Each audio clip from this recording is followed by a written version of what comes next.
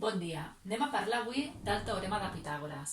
Pitàgores era un matemàtic i filòsof grec del segle V abans de Crist. O sigui que estem parlant d'un teorema de fa molts anys. El teorema de Pitàgores diu, important, sempre que tingui un triangle rectangle. Recordeu que un triangle rectangle és aquell que té un angle de 90 graus. O sigui, és important que el triangle sigui rectangle per poder utilitzar aquest teorema. Si jo tinc un triangle rectangle, sempre al costat oposat d'aquest triangle, com sabeu, es diu la hipotenusa.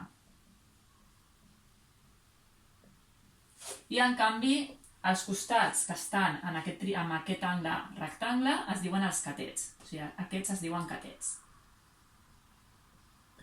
Només es pot utilitzar aquest teorema amb un triangle rectangle. I diem, a veure, si la hipotenusa, per exemple, li diem A, que seria aquesta mesura, i els catets B i C, el teorema de Pitàgores diu que sempre la hipotenusa al quadrat, és a dir, aquesta mesura al quadrat, és igual a la suma dels quadrats dels catets. Això és el que diu el teorema de Pitàgores. Anem a veure algun exemple.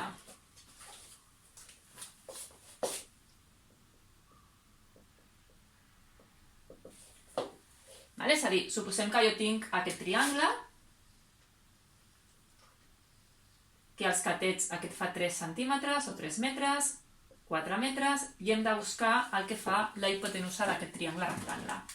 Fixeu-vos, com és un triangle rectangle, perquè aquest angle és de 90, podem utilitzar el teorema de Pitàgores, és a dir, la hipotenusa al quadrat, és a dir, x al quadrat, és igual a la suma dels quadrats dels catets. Per tant, 3 al quadrat més 4 al quadrat.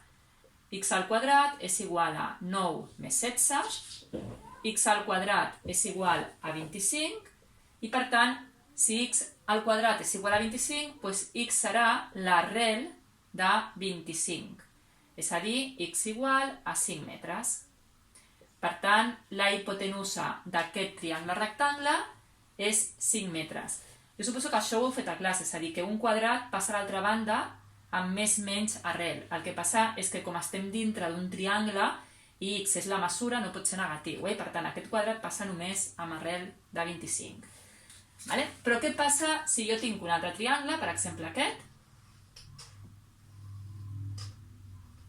on aquí tenim l'angle de 90 graus, i suposem que ara coneixem la hipotenusa, suposem que és 10, i coneixem un catet. I per tant, ara la meva incògnita seria l'altre catet. Doncs com és un triangle rectangle, podem utilitzar el teorema de Pitàgores i diu que la hipotenusa, que sempre és al costat oposat a l'angle de 90, sempre és el més llarg, en aquest cas 10, al quadrat, és igual a la suma dels quadrats dels catets. Això és una equació de segon grau molt fàcil. 10 al quadrat seria 100, x al quadrat i 8 al quadrat 64. És molt fàcil perquè encara que no heu fet equacions de segon grau, el que heu de fer és aïllar la x i per tant el que està sumant passa a l'altra banda restant, que això sí que ho heu fet i ho heu estat repassant ara amb les equacions de primer grau. Per tant us quedarà 36 igual a x al quadrat i per tant aquest quadrat passa a l'altra banda amb arrel. Doncs arrel de 36 és igual a x i per tant 6 metres seria el catet aquest que estem buscant. Per tant, o bé heu de buscar la hipotenusa d'un triangle, que apliquem directament la fórmula, o bé hem de buscar un catet que, aplicant la fórmula, l'únic que passa és que això que està sumant passaria restant.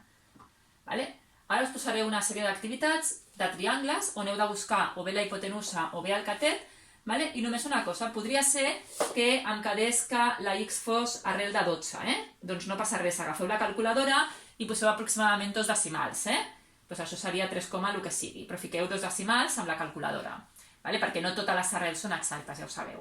Per tant, ara us posaré unes activitats i si teniu algun dubte ho dieu. Gràcies.